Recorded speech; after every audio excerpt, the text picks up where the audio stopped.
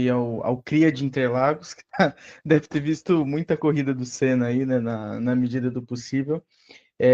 Então, Eilor, você falou de que é difícil, digamos assim, falar de novo das mesmas corridas, né? Porque todo mundo já enalteceu bastante. Então, outra pergunta que eu bolei aqui é a seguinte, ó, na sua opinião, qual foi a corrida mais subestimada da carreira do Senna? Talvez uma que ele não venceu, mas demonstrou a genialidade dele, que você viu algo diferente e que talvez essa corrida deveria ser mais comentada, hein? Então, Léo, é engraçado, né? Mas o Senna é complicado porque existem muitas corridas também que o Senna fez e que são lembradas muitas vezes não pela vitória, mas pelo que ele executava na pista, porque o Senna era um cara realmente impressionante de ver correr, sabe? E eu acho que assim, nós temos poucos campeonatos, como o Senna participou relativamente de um conjunto pequeno de campeonatos, né? Porque ele morreu em Uhum, 94, teve ali em 84, ele andava ainda com a Toleman, e em 94 o cara morreu. Então você vê, a carreira dele foi compactada em 10 anos. uhum, E teve muita corrida intensa, mas eu acho que assim, de corridas que ele, pegando assim, corridas que ele não venceu, mas impressionou, nós tivemos aí Mônaco 84, né, na Toleman, que ele a princípio venceu, mas uhum. chuva, voltaram uma volta. Teve a corrida de 89 lá no Japão, que também, para mim, foi de fato a corrida em que o Senna mostrou quem ele era. Respondendo a pergunta, porque só que aí é que tá, né? Não é uma corrida subestimada, mas foi uma É. corrida em que ele, entre aspas, cometeu um erro ali, né? Ele cortou a chicane, coisa que todo mundo fazia, não Uhum. invalidou para A ninguém a não ser para palhaçada que todo ele, mundo já sabe, né, o que aconteceu. mas ele foi parar muito longe do primeiro colocado e faltando 2 voltas no final, ele ultrapassou o Nannini e ganhou a corrida. Aquilo lá foi absolutamente insano. Nós temos aí Donington Park 93, melhor primeira volta. A gente tem muitas corridas que são marcantes. Em 10 anos, o Senna fez muita coisa, né?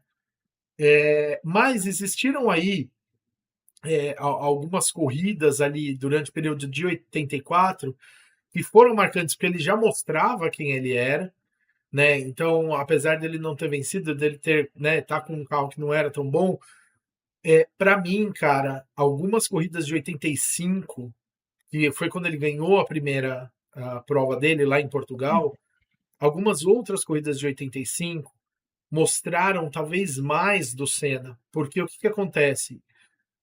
Sempre que a gente fala no Senna, a gente pensa, ele saiu da Toleman e foi para a Lotus.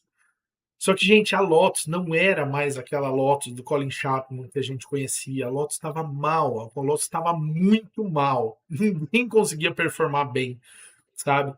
E tiveram algumas corridas que ele fez em 85 com essa Lotus, em que ele não ganhou, mas que ele mostrava que ele estava muito próximo, que ele estava muito na beira de chegar a ganhar, né? Então, Taylor, oi, foi em 85, Jacarepaguá, ele e o Piquet, e primeiro o e Piquet, segundo? exatamente, Então, assim, esse exemplo o Carlão deu é uma, né? Uhum. Ele é um cara que disputou durante 85 muitos campeonatos, muitas corridas, mas para mim o ano de 93, 94, principalmente 94, mostrou, inclusive em Imola, tá? Vou colocar Imola como uma corrida também, que infelizmente ele não terminou, mas mostrou como com um carro capenga, com um carro que não estava rendendo, porque o Senna saiu de uma McLaren que não conseguia vencer as Williams para uma Williams que não conseguia performar, né? Uma Williams que foi completamente desmontada e destruída. Naquele próprio Grande Prêmio, o fato dele ter feito a pole já foi um negócio muito absurdo, sabe? Então, o Senna, assim, muitas dessas corridas que ele não venceu, e eu vou incluir aí Imola, ele mostrava que, cara, eu não venci, mas eu tô longe de estar derrotado. Ele sempre estava ali no campeonato. Teve, eu acho que foi o GP do Japão, não foi, Carlão? Me ajuda aí, de 93, se não me engano, que a McLaren estava muito mais lenta que as Williams, muito, muito, muito mais lenta que as Williams. Só que ele conseguiu ir lá e segurar todo mundo e conseguiu botar todo mundo para trás com aquela McLaren que estava horrível. Então, assim, esse é outro exemplo. Né? A gente pode dar aqui uma dezena de exemplos de corridas em que o Senna não tinha condição, mas venceu. Né? E é uma coisa muito. Tem uma disputa controversa aqui no Brasil, né, na Hungria, entre ele e o Piquet. Uhum. O Piquet de Williams e ele de Lotus. E aqui, com todo respeito a quem gosta do Piquet, o Piquet se acha muito por causa daquela ultrapassagem, mas o carro da Williams naquele ano era muito melhor do que o carro da Lotus. O Senna segurou ele umas 4 voltas. Foi. Inclusive, em uma delas, deu nele o X para ele conseguir fazer a ultrapassagem. Então, era briga boa, e ultrapassar o Ayrton Senna não era uma tarefa muito fácil. Exatamente. E 84, né, com aquela Toleman, que é um carro de fim de pelotão, ele várias vezes terminou ali pontuando, sabe? Sempre ele muito na cola dos caras com os principais carros. Então é uma coisa que hoje, gente, é difícil de comparar, porque se a gente pegar a Fórmula 1 de hoje, muita gente vai falar: o Verstappen dirige uma Red Bull.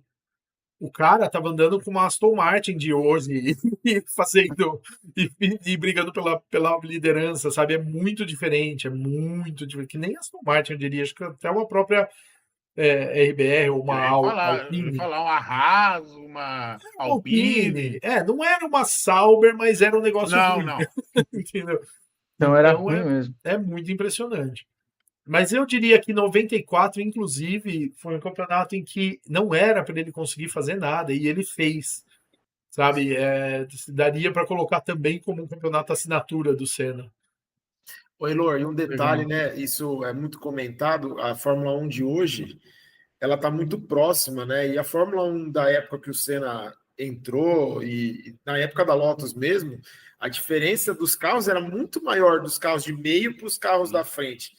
E ele conseguia aproximar desses caras com um carro com uma máquina muito mais distante do que os meios de pelotões são da frente hoje, né? Então isso é muito impressionante, né?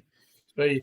Vou até convidar aqui no chat o argentino que está aí, o Sailor que está aí, o Denison que está aí, o Wellington também. Galera, traz aí também as corridas que vocês lembram de Senna, se é que vocês lembram. O meu pai eu sei que lembra. Então traga aí corridas também que vocês lembram do Senna, que é legal a gente fazer essa revisão aí, né? Amanhã, 1º de maio. Não deixa de ser uma comemoração. Tem uma aqui do argentino, o nosso causador favorito do chat, falando: junta todos os pilotos britânicos que já pilotaram Fórmula 1, que não dá meio Senna. Porra, já teve piloto britânico bom, hein? Inclusive foi até bom ele ter comentado isso aqui, que eu lembrei que outro dia eu tava vendo, zapeando no F1 TV, e eu coloquei uma corrida da Inglaterra de 2020. E como nós não temos na Inglaterra 2020 em português, eu coloquei em espanhol, que é uma língua que dá para você entender, né? E o narrador, do nada, na volta da apresentação, falando dos vencedores do GP da Inglaterra, chega no nome de Senna e lembra da volta de Donington Park, lembra e ainda o chama, fala, né, aqui, que foi conhecido como Silverstone quando o Ayrton Senna passou por aqui. Então, assim, espanhol. Entendeu? E aí, quando se fala isso aqui no Brasil, é pachequismo, não sei o quê. E é uma coisa que, até fugindo um pouquinho do tema, mas é rapidinho, que eu vejo muito acontecer com o Rubinho aqui no Brasil. Muito se fala mal de Rubinho, quando você vai escutar fora falando dele, todo mundo elogia o piloto que o Rubinho foi. É verdade. É verdade, Carlão. O Senna, eu acho que ele é um ídolo mundial, né? Não só do Brasil, cara.